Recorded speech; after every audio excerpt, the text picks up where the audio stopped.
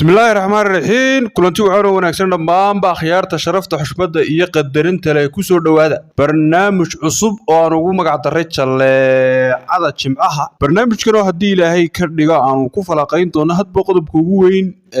bulshada dhexdeeda ama toddobaadkaas ayaa toddobaadkan hadii Ilaahay ka dhigo waxaan kaga hadli doonaa aalada TikTok oo dhalinyarada ama bulshada Soomaalidu ay aad iyo si waliya ay u isticmaalaan qarnigan dambe aaladan TikTok oo tan iyo xilliga ay soo baxday bulshadu ay si maaragtay xad dhaaf ah ay u isticmaalaan ayaa waxaynu hadaba ku falaqayn doonaa toddobaadkan ku falaqayn doonaa qaabka uu u bedelay anshixii dhalinyarada iyo meesha uu ku wado iyo waxa uu yahay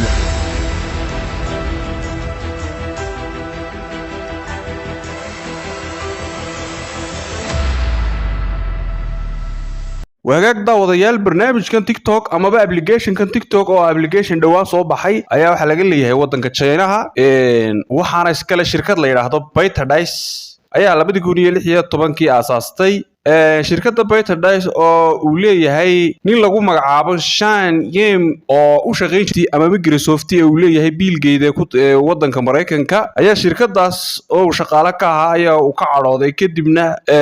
waxa uu ku fikiray ama uu hindisay inuu aasaaso shirkad isaga u gaara kadibna wuxuu sameystay shirkadda ByteDance xilligaas kadibna wuxuu uga sii gudbay inuu aasaaso application-kan TikTok kuma socono taariikhdiisa iyo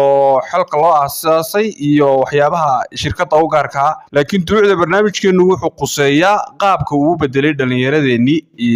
iyo sida uu uga faa'iiday anshaxiisu banaayo lahayn application-kan oo loo sameeyay qaab musxir ahaan ama la yaab leh oo ah qofku inuu wax isku moodo muuqaal kooban oo daqiiqad yar soconayo oo isagu sameeyay ayaa bedelay dhammaanba bulshadeena dhaqankii iyo anshixii iyo ma garanaysaa qaabkii lahaa application-kan oo loo sameeyay muuqaal kooban inuu qofku iska duubi karo halka maaragtay shirkadaha kale ee shirkadda Facebook ay ahaan jirtay qofku waxa uu maskaxda ku hayo inuu soo qoro ama what is your mind maxaad maskaxda ku haysaa oo qofka maskaxdiisa ay maalaan ay ka ahaan jirtay ayaa tanna waxa loo bedelay qaab kale oo ah maxaad ku sugan tahay qofku muxuu ku sugan yahay muuqaalkiisa qaabkiisa anshaxiisa shaqada uu hayo taasoo loo kala qaadi karno laba qaab oo ah qaabka qofka in dadka lagu basaasi karo ama wax lagu basaasi karo oo qofka ma garanaysaa application-ka isticmaalaya lagu ogaan karo gurigiisa aqalkiisa sariirtiisa shaqada uu hayo waxa uu qabto qaabka uu yahay nooca uu yahay waa hata qaabka ma garanaysaa loo isticmaali karo taaba laakiin way laga gudbay oo bulshadeenu siiba dadka ugu badan ee isticmaala waa hablihiina intay ka tageen dhaqankii iyo anshixii ayaa waxa ay u isticmaalayaan inay iyagoo qaawan oo ma garanaysaa ay jidhkooda muujinaya ay halka ka jaasaan kadibna ay dib isu daawadaan oo isku arkaan inay yihiin maaragtay waqti aad iyo aad iyaga la wacan oo la fiican laakiin anshixii ayaa meesha ka baxay oo ma garanaysaa qaawanay halkii u dambeysay weeyii qodobka kale barbar socdaa waxa kamid ah amuuri sariiru lahaayeen ama guriga hoostiisa ahayd laga hadla ayaa meesha iyadana loo wareejiyo loo xawilay oo amuurtii ma garanaysaa sariirta dhexdeeda lamaana isqaba ay kaga hadli jireen ayaad moodaa qol sariireed inuu TikTok isagana ka furan yahay oo lagaga maaragtay aad arkaysaa iyagoo aad moodid inuu yahay meesha hukunka ka baxaya aad la yaabaysa application-kan xagee ayuu ku wada dhalinyaradeena application-kani waa mid laynoo soo diray markaad eegto oo tuulimaad ku ah caruurtii iyo hablihii ama wixii caarka la isku oran jiray oo loogu talagalay in ma garanaysaa anshaxay iyo dhaqankiiba maaragtay lagaga tuuliyo ama lagaga suuliyo markaas oo ay tahayna hadday tahay kuwa iscaayaya ama ku dhex dagaalamaya oo TikTokers midhan la baxay iyo hadday tahay qaar anshaxii iska fayday oo isqaawiyay iyo haddii ay tahay qaar ma garanaysaa waxaana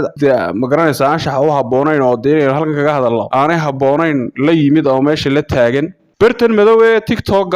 oo qaab la yaab leh oo ay dunidu la yaaban tahay marka Soomaalida laga tago qaabka uu ku soo galay iyo qaabka ma garanaysaa u socdo ayaa hadaba inaga waxa uu nagu leeyahay saameyn aad u daran xawaaraha isagu ku socda waxa ka daran xawaaraha uu isagu imka uu nagu hayo hadaba ujeedadu loo sameeyay iyo wixii isaga hadaba maxaa laga faa'iidaa wuxuu faa'iido leeyahay application kan haddii aad qorto oo aad wado oo aad ma garanaysaa ilaa maanta baadho ama aad istiraado wax ka faa'iid waa habeenkii xalay ahaatay wax alla wax aad ka faa'iideysaa male faa'iido in wax laga faa'iidaba laguma talagelin waxa lagu talagalay in anshaxa lagaga duuliyo oo ma garanaysaa in anshaxa uu lagu suuliyo qof wax faa'iido ah ka hadlayo oo TikTok-gaas ku jira ma arkaysid muuqaal tayale ama dheer oo ku jiraana isagana ma arkaysid qoraal lagu soo qoray ma arkaysid sawir tayale oo la soo dhigay ma arkaysid qaabka loo sameeyayba wuxuu yahay in qoftu short video ama qof video yar kooban oo halka uu ku sugan yahay gurigiisa aqalkiisa caarkiisa noloshiisa uu iska soo duubo deetana uu bartaas soo dhigo si deetana dunida halkii la doonaba looga ogaado qaabkaas ayaa gabigiisaba uu shaqeynayaa ama uu socdaa Soomaaliduna baraha bulshada waxaynu noqonay rah bad lagu tuuray hadda waa rah bad lagu tuuray rah waad ogtahay oo waxa uu ku dabaashaa waa waraha iyo balliyada ayuu ku dabaashaa marka haddii inta la qaado deetana bad weyn lagu tuuro wuxuu isu bedelayaa de waa rahi kalluun ma aha labada kalluun baa ku jiro oo ku dabaasho libax badeed baa ku jiro xayawaankii Ilaahay badda ku abuuray baa ku jira xayawaan walba meel Ilaahay ku abuuray rah waxa lagu talagalay inuu ku dabaasho war soo maaha de rah haddii intaynu soo qaadno aynu dabadeetana ku tuurno badda muxuu noqonayaa wuu hafanayaa soo maaha Soomaaliduna barihii bulshada way ku hafatay ashixii waa laga tagay diintii waa laga tagay waxa wax ay faa'iido oo laga faa'iideeyay ma jiro boqolkiiba 8 Soomaalida marka aad eegto shar iyo wax la mid mooyaane iyo wax ashixii looga baday meena baraha bulshada wax kale laga moodo application-ka waxa ku xiga application-ka kale aad iyo aad uga sii anshaxun oo iyagana aynu ka hadli doono toddobaadadan soo socda laakiin sakani waa kii ku soo horeeyay oo imaka halka ma aragtay uu maraya ay tahay meel aad iyo aad u sareeyo toddobaadka dambana hadii Ilaahay ka dhiga ama toddobaadkan dhexdiisa waxaynu ka hadli doonaa barnaamij kale isaguna kan kaba sii daran oo anshaxii halkii uu ku sii dambeysay dhigay oo waxa aad iyo aad loola yaabaa laakiin aaladan TikTok oo aynan isaga taariikhdiisa iyo halku ka yimid iyo ujeedada loo asaasay iyo cid ma garanaysaa historygiisa gaarka ah inaan ka hadlin laakiin ujeedada barnaamijka ka hadlayna ay tahay sida uu suuliyay anshixii iyo dhaqankii iyo wixii maaragtay bulshadeenu ay lahayn ayaynu kaga hadlaynay sidaas oo ay tahay